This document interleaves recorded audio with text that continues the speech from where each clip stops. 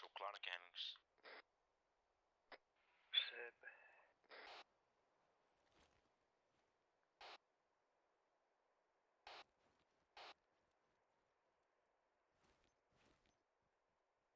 Joko täällä mettässä oli omi?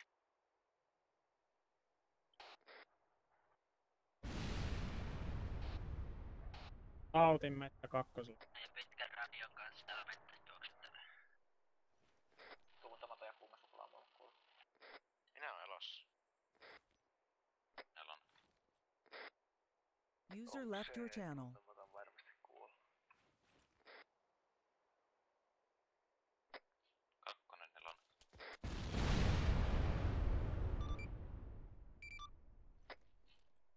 Mikä on kakkosen sijainti tällä hetkellä?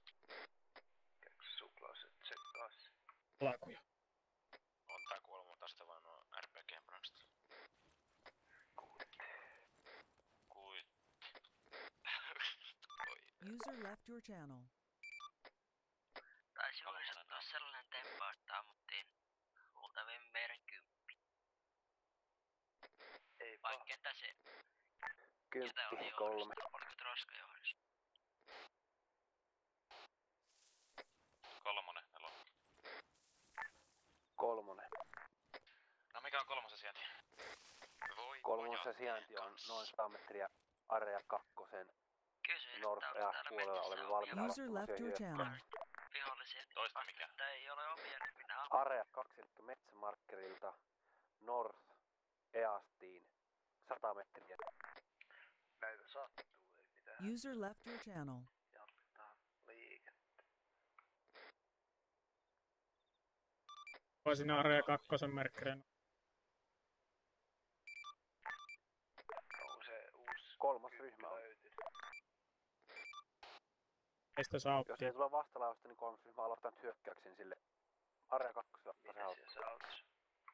Voidaan tulla täältä alakujasta. Täällä oli myös medikki. Laittaa olla 10 medikki tämä.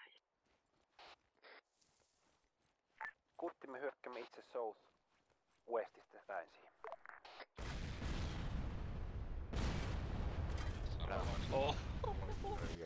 Tai kai varmaan. Mä sanoin Mä sanoin siitä, että liikkukaa. Mut ei Mäkin liikuta. sanoin tolle puretukselle aikaisemmassa paikassa, että kannattaa liikkua. Tulee kohta. Kyllä se oli, tuohon. se oli tiedossa, että pitää liikkua. User joined Eikö your mä teistä channel. 2 muuten pamauttanut sillä konekiväärillä 50 kaliberisella? 50 kaliberin tappanut. User left Niin, your 2 channel. ruumista mä taisin saada. Saisikohan toi sissiryhmä ton morttari hoidettua?